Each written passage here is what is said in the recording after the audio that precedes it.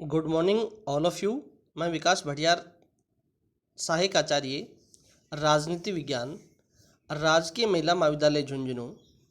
विद्यार्थियों, हमारे जो पिछले दो वीडियो थे उनमें हमने राष्ट्रपति के संबंध में चर्चा की थी। पहला जो वीडियो था उसमें राष्ट्रपति के बारे में सामान्य जो उपबंध थे उनके बारे में चर्चा की थी, जिसमें कार्यकाल है, निर्वाचन है, पद से हटाने की प्रक्रिया है। इन सब बातों पर हमने चर्चा की थी। और दूसरा जो वीडियो था उसमें हमने राष्ट्रपति की जो सामान्यकालीन शक्तियां जो हैं उनके संबंध में चर्चा की थी। आज का जो वीडियो है ये उसी क्रम में जो राष्ट्रपति को आपातकालीन शक्तियां प्रदान की गई हैं उनके संबंध में है। जैसा कि आप जानते हैं कि भारतीय संविधान का जो भाग 18 है उसके अंतर्गत भारत के राष्ट्रपति को 3 प्रकार की आपातकालीन शक्तियां प्रदान की गई हैं। अनुच्छेद 352 जिसके अंतर्गत युद्ध, बाह्य आक्रमण या सशस्त्र विद्रोह की स्थिति में भारत का राष्ट्रपति राष्ट्रीय आपातकाल की घोषणा कर सकता है। अनुच्छेद 356 के अंतर्गत यदि राज्यों में संवैधानिक तंत्र विफल हो जाता है तो ऐसी स्थिति में भारत का राष्ट्रपति शासन की घोषणा कर सकता है। तीसरे प्रकार की जो आपातकालीन शक्ति है वो है वित्तीय आपातकालीन शक्ति, जो अनुच्छेद 360 में है। यदि देश की मुद्रा या वित्तीय साख को कोई खतरा पैदा हो जाता है तो ऐसी स्थिति में भारत का जो राष्ट्रपति है वो अनुच्छेद 360 के अंतर्गत वित्तीय आपातकाल की घोषणा कर सकता है। तो 3 जो अनुच्छेद हैं, अनुच्छेद 352, अनुच्छेद 356 और अनुच्छेद 360, इन तीनों अनुच्छेदों में भारतीय राष्ट्रपति को आपातकालीन शक्तियां प्रदान की गई हैं। अब देखिए, एक एक करके हम इन तीनों अनुच्छेदों पर या तीनों प्रकार के जो आपातकालीन प्रावधान हैं उनके ऊपर चर्चा करते हैं। देखिए, हम बात करते हैं अनुच्छेद 352 की। तो 352 में ये प्रावधान किया गया है कि युद्ध, बाह्य आक्रमण और सशस्त्र विद्रोह की स्थिति में भारत का राष्ट्रपति भारत के संपूर्ण क्षेत्र के लिए या उसके किसी राज्य क्षेत्र के किसी भाग की सुरक्षा यदि संकट में होती है तो ऐसी स्थिति में भारत का राष्ट्रपति राष्ट्रीय आपातकाल की उद्घोषणा कर सकता है। देखिए, इस प्रकार की जो उद्घोषणा है ये भारत का जो राष्ट्रपति है ये मंत्रिमंडल की लिखित सिफारिश के आधार पर ही कर सकता है। इस प्रकार की जो आपातकाल की उद्घोषणा है ये भारत का राष्ट्रपति कब करेगा? जब भारत का जो मंत्रिमंडल है वो लिखित में सिफारिश करेगा। देखिए, मैंने आपको बताया है कि इसमें 3 प्रकार से युद्ध, बाह्य आक्रमण और सशस्त्र विद्रोह की स्थिति में भारत का राष्ट्रपति जो है वो आपातकाल की घोषणा कर सकता है। लेकिन 44वें संविधान संशोधन द्वारा इसमें कुछ आवश्यक परिवर्तन किए गए, कुछ बदलाव किए गए। जैसे कि पहले आंतरिक अशांति के आधार पर भारत का राष्ट्रपति राष्ट्रीय आपातकाल की घोषणा कर सकता था, लेकिन 44वां जो संविधान संशोधन है 1978 में, इसके पश्चात जो आंतरिक जो अशांति शब्द है उसको हटा दिया गया है और उसके स्थान पर अब सशस्त्र विद्रोह शब्द है उसको जोड़ा गया है, अर्थात वर्तमान समय में आंतरिक अशांति के आधार पर राष्ट्रीय आपात की जो उद्घोषणा है वो नहीं की जा सकती। अनुच्छेद 352 का प्रयोग देश में अभी तक 3 बार किया गया है। कितनी बार किया गया है? 3 बार किया गया है। सबसे पहले 1962 में चीन के आक्रमण के समय, दूसरी बार 1971 में और तीसरी बार 1975 में आंतरिक अशांति के आधार पर राष्ट्रीय आपात की घोषणा की गई थी। देखिए, ये जो राष्ट्रीय आपात की जो उद्घोषणा है, ये उद्घोषणा 1 महीने के भीतर भीतर दोनों सदनों द्वारा विशेष बहुमत से पारित होनी आवश्यक है। कितने महीने के अंदर अंदर? 1 महीने के अंदर अंदर दोनों सदनों द्वारा विशेष बहुमत से पारित होनी आवश्यक है। और जब ये अनुच्छेद 352 के अंतर्गत एक बार इस प्रकार की उद्घोषणा पारित हो जाती है तो यह 6 माह के लिए परिवर्तन में रहती है, 6 माह के लिए लागू की जा सकती है और इसको 6 माह के पश्चात पुनः अनुमोदन करके आगे बढ़ाया जा सकता है। देखिए, ये जो उद्घोषणा है इसका मौलिक अधिकारों पर क्या प्रभाव पड़ता है?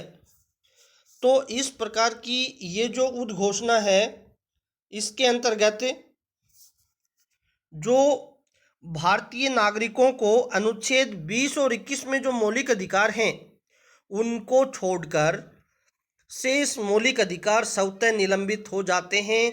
केवल जो अनुच्छेद 20 में और 21 में जो मौलिक अधिकार नागरिकों को प्रदान किए गए हैं उनको छोड़कर सभी जो मौलिक अधिकार हैं वो स्वतः ही निरस्त हो जाते हैं।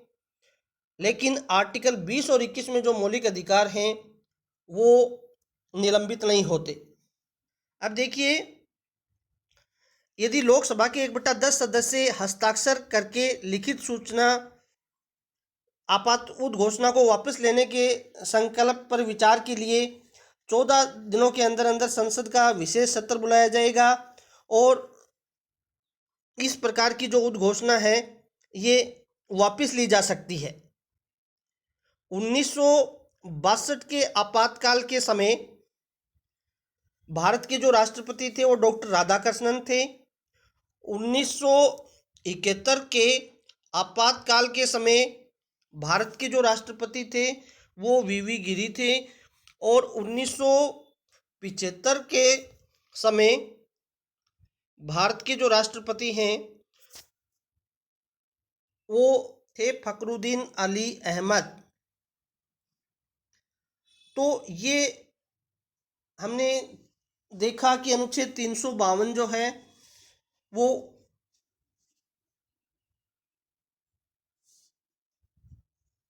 युद्ध, बाह्य आक्रमण और सशस्त्र विद्रोह की स्थिति में ही भारत का राष्ट्रपति इसका प्रयोग करता है।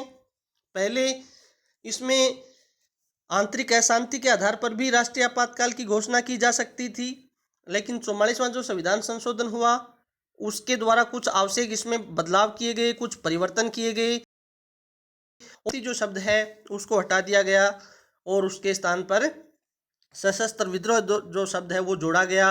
अभी तक 3 बार इसकी आपातकाल की उद्घोषणा है वो या राष्ट्रपति द्वारा इसका प्रयोग किया गया है। जहाँ तक मौलिक अधिकारों का प्रश्न है, मैंने आपको अभी बताया है कि सारे के सारे जो मौलिक अधिकार हैं वो स्वतः निलंबित हो जाते हैं, केवल जो अनुच्छेद 20 और 21 है उसको छोड़कर, और 14 दिन पूर्व सूचना देके और 1/10 सदस्य यदि हस्ताक्षर करते हैं तो ये उद्घोषणा जो है ये वापस ली जा सकती है। अब देखिए, ये तो हुआ अनुच्छेद 352। अब बात करते हैं अनुच्छेद 356 की, जिसको आम बोलचाल की जो भाषा है उसमें राष्ट्रपति शासन की संज्ञा दी गई है।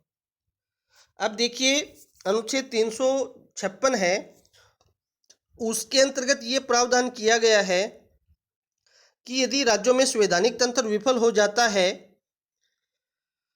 तो राष्ट्रपति जो है वो राष्ट्रपति शासन की उद्घोषणा कर सकता है। इस प्रकार की जो उद्घोषणा है वो राज्यपाल की लिखित सिफारिश या मंत्रिमंडल के परामर्श के आधार पर ही की जा सकती है। इस प्रकार राष्ट्रपति शासन को बिना संसद की सहमति के 2 माह के लिए लागू किया जा सकता है। यदि मान लीजिए राष्ट्रपति है वो किसी राज्य में राष्ट्रपति शासन लागू करने की घोषणा करता है तो बिना संसद की स्वीकृति के इसको कितने माह तक लागू किया जा सकता है? 2 माह के लिए लागू किया जा सकता है। और यहाँ थोड़ा सा अपन अंतर देखते हैं कि अनुच्छेद 352 जो है उसमें बिना संसद की स्वीकृति के राष्ट्रीय आपात की जो उद्घोषणा है उसको कितने महीने तक लागू किया जा सकता है? तो उसमें 1 माह के अंदर अंदर संसद के दोनों सदनों द्वारा इसको पारित करना आवश्यक है। और अनुच्छेद 356 जो है उसमें 2 माह के अंदर अंदर इसको पारित करना आवश्यक है। एक बार यदि ये संसद द्वारा अनुमोदित हो जाती है तो उसके पश्चात यह जो घोषणा है यह 6 महीने तक परिवर्तन में रहती है। 6 महीने तक इसको लागू रखा जा सकता है। देखिए, राष्ट्रपति जो शासन है उसको अधिकतम 3 वर्ष तक बढ़ाया जा सकता है, लेकिन 1 वर्ष से अधिक इसको जारी रखने के लिए भारत का जो निर्वाचन आयोग है वो इस आशय का प्रमाण पत्र जारी करता है कि संबंधित राज्य में निर्वाचन कराने योग्य स्थिति नहीं है। तो 1 वर्ष से अधिक जारी रखने के लिए क्या करना पड़ेगा? भारत का निर्वाचन आयोग इस आशय का प्रमाण पत्र जारी करेगा कि संबंधित राज्य में चुनाव कराने के लिए परिस्थितियां हैं वो अनुकूल नहीं हैं, योग्य नहीं हैं। देखिए, अनुच्छेद 356 का जो राष्ट्रपति शासन है जो राज्यों के लिए लागू किया जाता है उसके दौरान मौलिक अधिकारों पर कोई प्रभाव नहीं पड़ता। इसमें थोड़ा सा अपन अंतर करते हैं। अनुच्छेद 352 में अपन ने देखा था कि अनुच्छेद 20 और 21 को छोड़कर सारे के सारे जो मौलिक अधिकार हैं वो स्वतः निलंबित हो जाते हैं। लेकिन इसमें जो अनुच्छेद 356 में जो राष्ट्रपति शासन लागू किया जाता है राज्यों में, तो उसमें मौलिक अधिकारों पर कोई प्रभाव है वो नहीं पड़ता है। देखिए, बात करते हैं अनुच्छेद 356 का पहली बार प्रयोग कहाँ किया गया? तो ये जो राष्ट्रपति शासन है इसका सर्वप्रथम प्रयोग जून 1951 में पंजाब पेप्सू में किया गया था, जब पंजाब के मुख्यमंत्री श्री गोपीचंद भार्गव ने त्यागपत्र दे दिया था और किसी भी प्रकार का कोई वैकल्पिक सरकार जो है उसका गठन नहीं हो पाया था। देखिए, 42वां जो संविधान संशोधन है जो 1976 में किया गया था उसके द्वारा राष्ट्रपति शासन को न्यायिक पुनरावलोकन की सीमा से बाहर कर दिया गया था।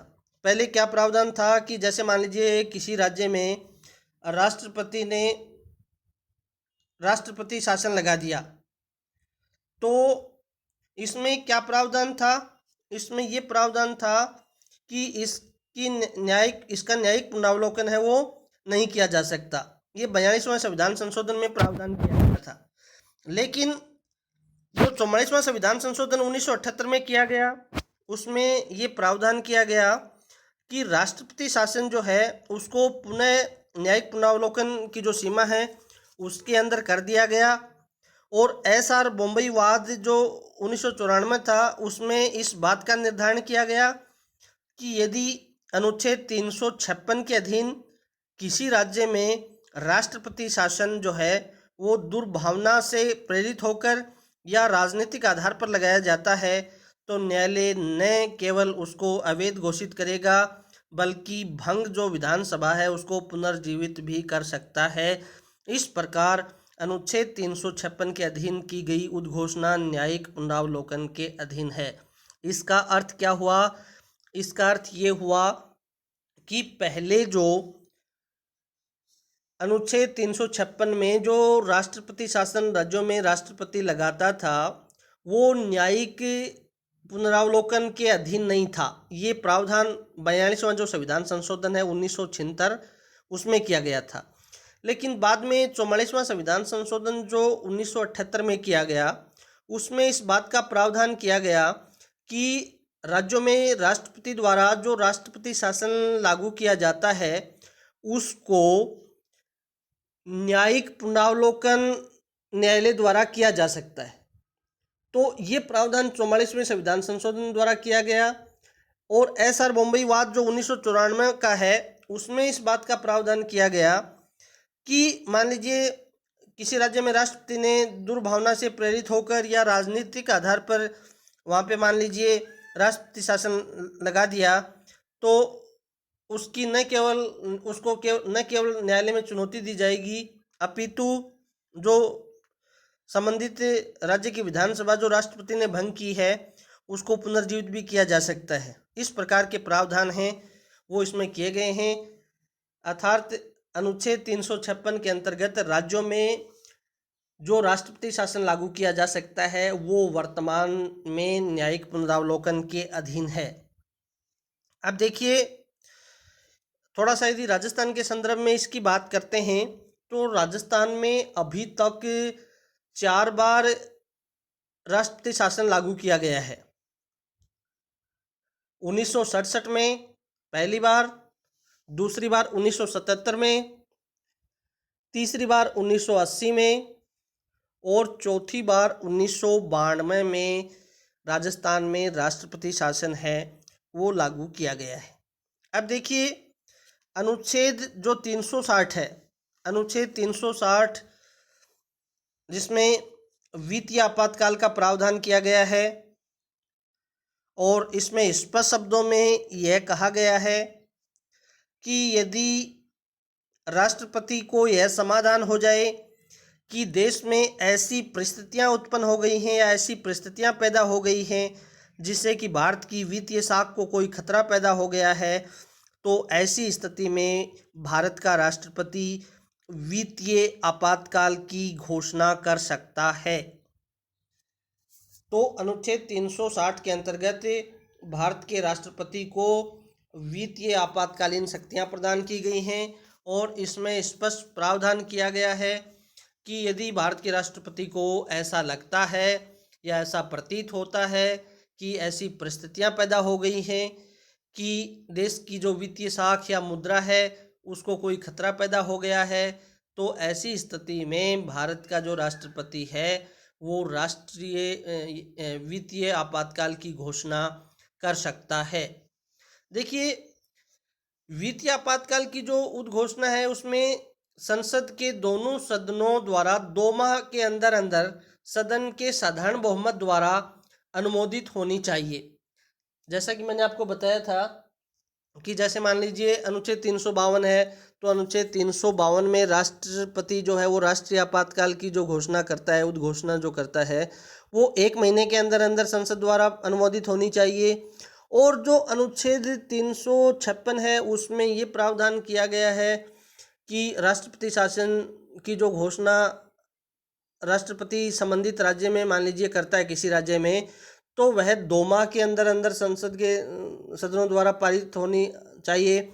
और वही प्रावधान इसमें किया गया है कि इस प्रकार की जो वित्तीय आपातकाल की उद्घोषणा है वो संसद के दोनों सदनों द्वारा 2 महीने के अंदर अंदर साधारण बहुमत द्वारा अनुमोदित होनी चाहिए।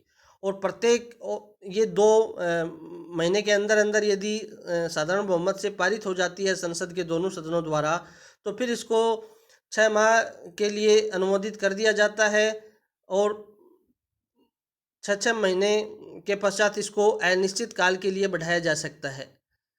लेकिन सौभाग्य देश का है कि अब तक किसी प्रकार का वित्तीय आपातकाल कभी लागू नहीं किया गया है। यदि इस प्रकार की कोई परिस्थिति पैदा हो जाती है वित्तीय आपातकाल से संबंधित तो राष्ट्रपति उच्चतम और उच्च न्यायालय के न्यायाधीश सहित संघ के कार्यकलाप से संबंधित सभी या किसी वर्ग के व्यक्तियों के वेतन और भत्तों में कटौती करने या उनमें कमी करने का निर्देश दे सकता है। इसके अलावा राष्ट्रपति धन विधेयकों और जो वित्तीय विधेयक हैं उनको राज्य विधानमंडल द्वारा पारित किए जाने के पश्चात राष्ट्रपति जो है वो विचार के लिए अपने पास आरक्षित रखने का जो उपबंध है वो इसमें कर सकता है। देखिए, अब इनका थोड़ा सा तुलनात्मक अध्ययन कर लेते हैं। तीनों प्रकार के जो आपातकाल का संक्षेप में थोड़ा सा एक बार पुनः उसको दोहरा लेते हैं। मैंने अभी आपको बताया है कि भारत का जो राष्ट्रपति है उसको 3 प्रकार की शक्तियां प्रदान की गई हैं। 3 प्रकार की आपातकालीन शक्तियां प्रदान की गई हैं। पहला अनुच्छेद 352 में है, दूसरा 356 में है और तीसरा 360 में है। देखिए 352 का में क्या प्रावधान है? युद्ध, बाह्य आक्रमण और सशस्त्र विद्रोह की स्थिति में राष्ट्रपति इसकी युद्ध घोषणा कर सकता है। पहले आंतरिक अशांति के आधार पर भी राष्ट्रपति जो है वो राष्ट्रीय आपातकाल की घोषणा कर सकता था, लेकिन वर्तमान समय में 44वां संविधान संशोधन 1978 कर दिया गया और उसके द्वारा अब आंतरिक अशांति के स्थान पर सशस्त्र विद्रोह है उसको जोड़ा गया है। 3 बार देश में ऐसी परिस्थितियां पैदा हुई हैं कि राष्ट्रपति ने अनुच्छेद 352 के तहत राष्ट्रीय आपात की उद्घोषणा की है। राष्ट्रपति कब कर सकता है? तो ये मैंने आपको बताया, युद्ध, बाह्य आक्रमण और सशस्त्र विद्रोह की स्थिति में। कितने महीने के लिए कर सकता है? तो इसमें बिना सदन की स्वीकृति के 1 माह के लिए और संसद की स्वीकृति मिलने के पश्चात इसको 6 महीने के लिए आगे अनिश्चित काल के लिए बढ़ाया जा सकता है। अनुच्छेद 20 और 21 को छोड़कर सारे के सारे जो मूल अधिकार हैं वो स्वतः निलंबित हो जाते हैं। तो ये प्रावधान तो अनुच्छेद 352 में थे। 356 में मैंने अभी आपको बताया है कि राज्यों में संवैधानिक तंत्र विफल हो जाता है या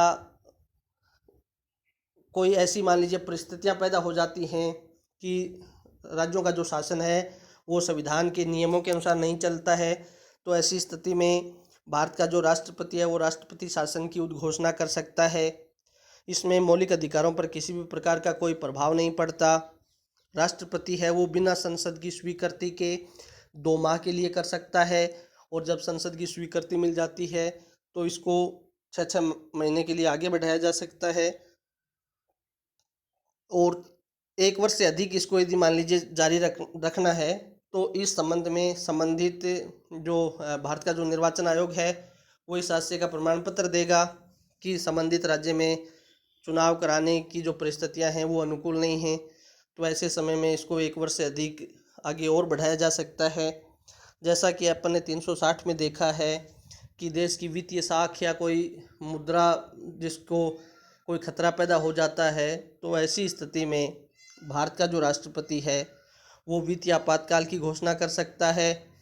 और ये जो वित्तीय आपातकाल की घोषणा है इसमें वो ही है कि राष्ट्रपति बिना संसद की स्वीकृति के 2 माह के लिए कर सकता है और 2 माह के अंदर अंदर जब इसको संसद के दोनों सदनों के साधारण बहुमत से जब इसको पारित कर दिया जाता है तो राष्ट्रपति इसको 6 माह के लिए आगे बढ़ा सकता है। और इस प्रकार का जो आपातकाल है वो अभी तक देश में नहीं किया गया है। तो ये कुछ हमने चर्चा की है राष्ट्रपति की आपातकालीन शक्तियों के बारे में। धन्यवाद।